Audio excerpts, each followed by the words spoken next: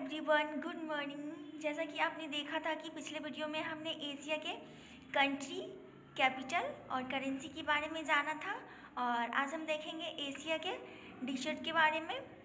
तो नंबर 1 पे आता है गोबी, जो कि चीन और मंगोलिया की सीमा पर स्थित है। और दूसरे नंबर पे आता है ताकलामागन, जो कि चीन में स्थित है। और तीसरे नंबर पे आता है थार, जो कि भारत और पाकिस्तान की सीमा के बीच स्थित है। चौथे नंबर पे आता है रब अल खाली, जो कि सऊदी अरब में स्थित है। पाँचवें नंबर पे आता है दस्ते कबीर, जो कि ईरान में स्थित है। छठे नंबर पे आता है दस्ते लूट, जो कि ईरान में स्थित है। सातवें नंबर पे आता है अन्नफूद, जो कि सऊदी में स्थित है। आठवें नंबर पे आता है काइजलकुम, जो कि मध्य एशिया में स्थित है। और 9वें नंबर पे आता है काराकुम, जो कि मध्य एशिया में स्थित है। तो हमने सारे एशिया के डिशर्ट के बारे में जान लिया है और अब हम देखेंगे एशिया के प्रमुख पर्वत एवं पठार के बारे में। तो चलिए देखते हैं हम एशिया के प्रमुख पर्वत एवं पठार। एशिया के प्रमुख पर्वत एवं पठार में अनातोलिया का पठार आता है सबसे पहले, जो कि तुर्की में है। जाग्रोस का पठार जो है वो हमारा ईरान में है। एल्ब्रूस पर्वत जो है वो हमारा ईरान में है। उसके बाद आता है तिब्बत का पठार। तो यह पठार विश्व का सबसे बड़ा अंतर्पर्वतीय पठार है, जो चीन में कुनलुन व हिमालय के बीच में स्थित है। उसके बाद आता है हमारा पामीर का पठार। इसे विश्व की छत के उपनाम से जाना जाता है। यह विश्व का सबसे ऊंचा पठार है। उसके बाद आता है छठे नंबर पे सान पठार, जो कि म्यांमार में टीन उत्पादन के लिए प्रसिद्ध है।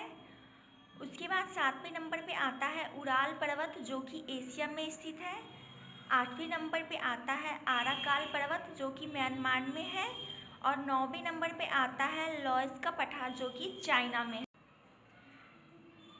अब आइए हम देखते हैं एशिया के नदियों के बारे में। कौन कौन सी नदी है जो कि एशिया महादेश में आती है। तो नंबर 1 पे आती है लीना नदी। यह नदी एशिया में बैकाल पर्वत से निकलकर साइबेरिया के पूर्वी भाग से बहकर उत्तरी हिम महासागर की एक सकरी खाड़ी में गिरती है। दूसरे नंबर पे आता है ओब नदी, जो रूस के अल्ताई क्राई प्रदेश के बियस्क शहर से दक्षिण पश्चिम में बिया नदी और काटून नदी के संगम से होती है।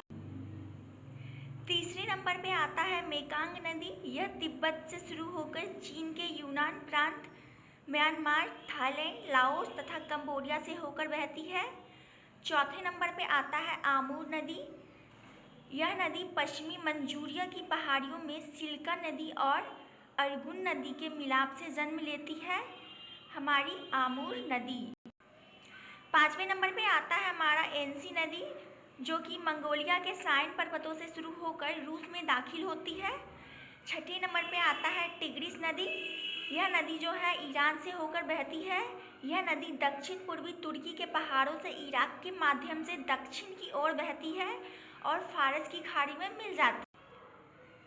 सातवें नंबर पे आता है यांगस्टी नदी। यह चीन की सबसे बड़ी नदी है, जो सिकांग के पहाड़ी क्षेत्र से निकलकर दक्षिण पश्चिमी से उत्तर पूर्व दिशा की ओर बहती हुई पूर्वी चीन सागर में गिर जाती है। आठवें नंबर पे आता है होंगो नदी, जो कि पश्चिम चीन के किंघाई प्रांत के बायनहर पहाड़ों में मूल या बौहे सागर में चीन के प्रांतों और खाड़ी माध्यम से बहती है। 9वें नंबर पे आता है इरावादी नदी।